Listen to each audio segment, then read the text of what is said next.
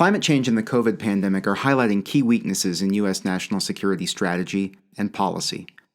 Addressing these issues will not just require making traditional security agencies more climate and pandemic aware, but a reimagining of the concept of national security itself. This is going to mean everything from changing the focus of troop deployments to altering the missions of forward and domestic bases, to refocusing military research and development spending, and refining officer education at the military academies. But more fundamentally and beyond that, it means bringing more U.S. government agencies to the table where national security is discussed. There are three main deficiencies at play. The first is that pandemics and climate change are not the type of threats the U.S. national security architecture is equipped to identify and neutralize. U.S. national security strategy is designed to identify, deter, and/or compel other armed actors to take certain actions or not take certain actions. U.S. national security strategy is designed to change the rational calculations of both friends and foes. But pandemic disease and climate change are in most ways actorless threats. Because of Richard Clark, former National Coordinator for Security, Infrastructure Protection, and Counterterrorism during the first Bush administration, we know Donald Rumsfeld famously quipped in a briefing on bombing of Afghan infrastructure, "There are no good targets in Afghanistan. Let's bomb Iraq." To paraphrase Donald Rumsfeld, we can't effectively address pandemic disease or climate change because there are no good targets. You can't bomb a drought into submission or invade and occupy smallpox. And because, as we discussed last week, there are myriad small ways climate change threatens security, it's hard to communicate the magnitude of the threat, which is important for convincing policymakers of the issue's importance and the general public to take necessary actions and make sacrifices. The second issue gets back to the big bad wolf versus termites analogies, the lack of a Pearl Harbor or 9/11 moment. Those events immediately galvanized U.S. public opinion and legitimated exceptional society-spanning policy responses. It also reshaped the United States' entire intelligence apparatus and foreign policy approaches, and unlocked previously unthinkable economic resources and presidential power. We just aren't seeing that type of response to climate change. The third is a mismatch between the nature of the threats and the agencies tasked with addressing them. When we think of national security, we rarely include agencies like the Environmental Protection Agency or the Departments of the Interior and Agriculture, who are responsible for managing forest fires on public lands. These organizations are not coordinated with, nor engaged on security discussions as a matter of course.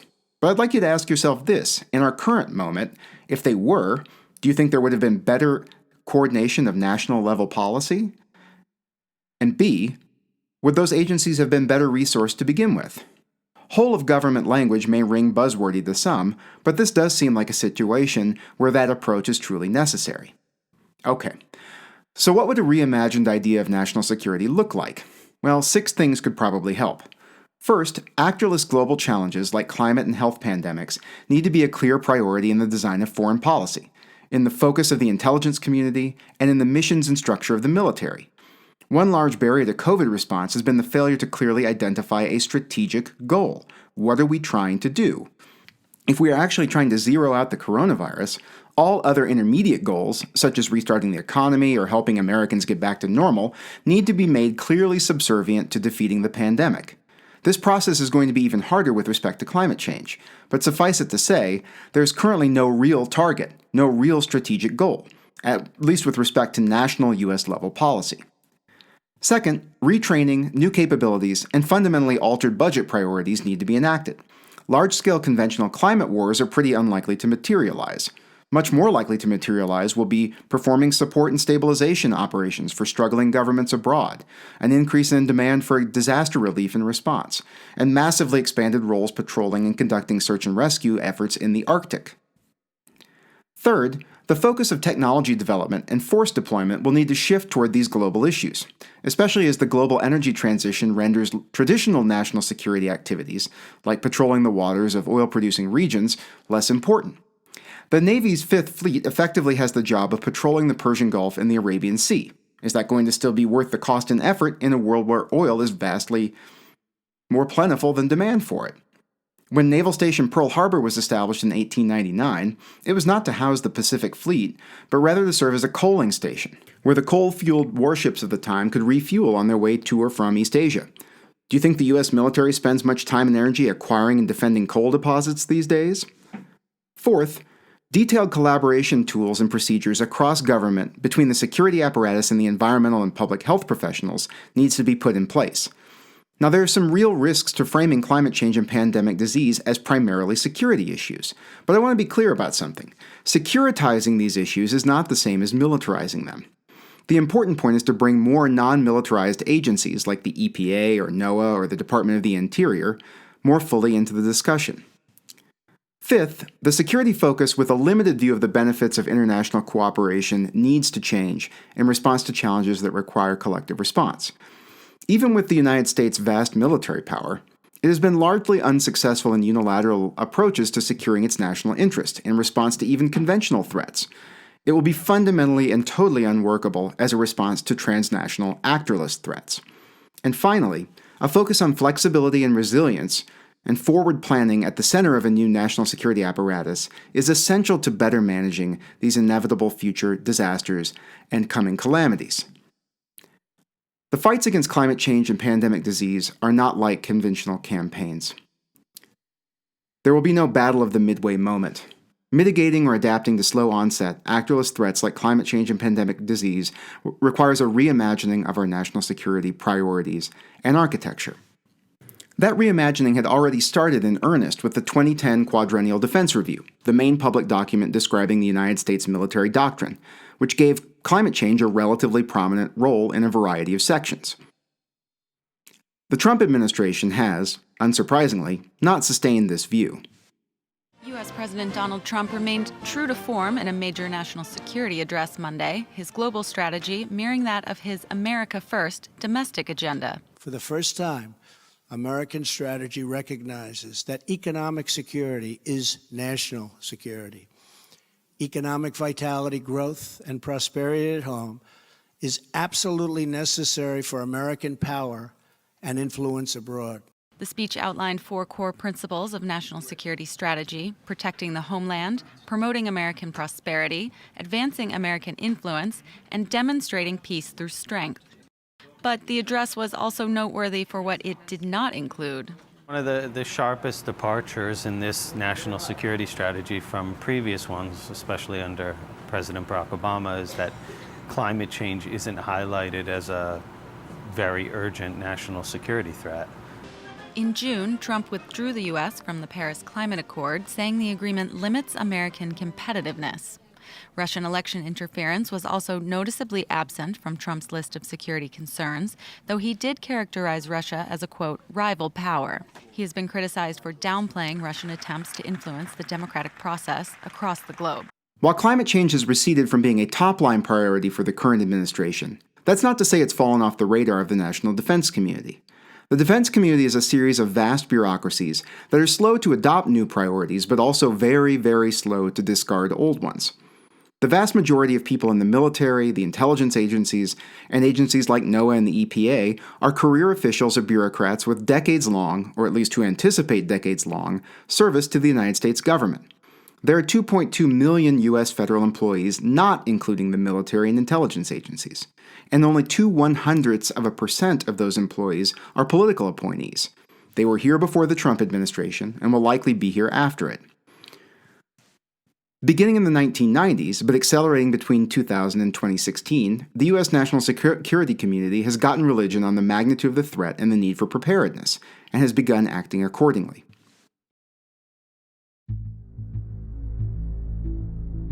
Climate change is real.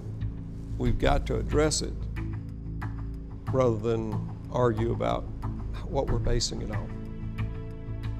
We probably have more data on oceans and on weather patterns and things like that than any other organization. Inside the Navy, this really is the new normal. You don't have to convince anybody anymore. It's become part of the culture. As in everything in the Navy, you've got to keep one eye on the present, but you really do have to keep an eye a long time in the future.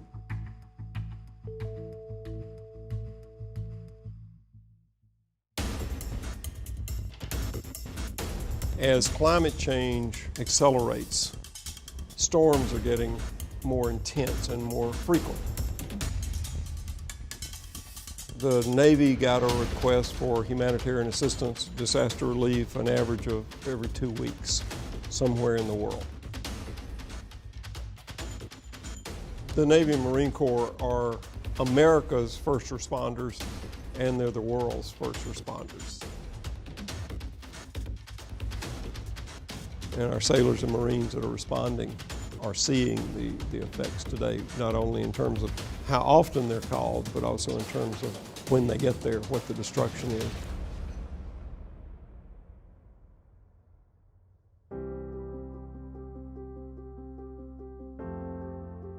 You're seeing tides that would be abnormal, becoming normal. King tides are coming in. As sea levels rise, our bases are increasingly at risk, particularly Norfolk. It's far closer than people think. Unless sea level rise is mitigated, Norfolk will be at risk of disappearing as a base unless massive things are done to save it, and it will be done in the next few decades. They see the danger at least as much as we do. Having the base not be as effective, or not being able to put as many ships in, not being able to hire as many people, because it would devastate their economy. This is coming. This is happening. You got to start acting now. We're America's expeditionary force. Measuring salinity at the North Pole, said this was by far the thinnest he'd ever seen. As the Arctic becomes ice-free, you're going to have, number one, more commercial traffic. Number two, more friction, conflict over mineral extraction, this sort of thing. The U.S. Navy will be the one to enforce that. You have to say, what is the world going to look like? We not only look to adapt, but we were trying to do something to mitigate, to be better stewards of the environment by changing the types of fuel we used and by using less fuel. DoD uses more fossil fuels than any organization on Earth. We use 2% of all the oil and gas used in the United States, 2%. We were losing a Marine, killed or wounded, for every 50 convoys of fuel we brought to Afghanistan. That was too high a price to pay. In 2009, because I thought energy and power was a military vulnerability, I came out with some goals for Navy. By no later than 2020, at least half of all energy afloat and ashore would come from non-fossil fuel sources. We've invested in 3 biofuel plants that are coming online this year.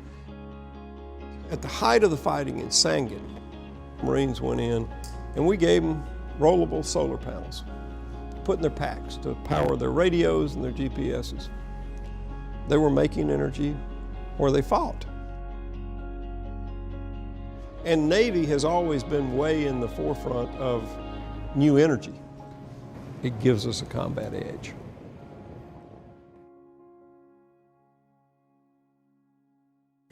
The 2019 Worldwide Threat Assessment of the U.S. intelligence community devotes an entire section specifically to the environment and climate change. In a departure from previous assessments, however, it did not rank these threats.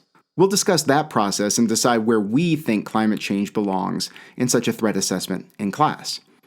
Even now, at what seems like the nadir for climate change's position as a national security priority, there are active interagency working groups, task forces, and practical work being done to make the U.S. military and intelligence communities more adaptable to changes in their operating environments and new demands on their infrastructure.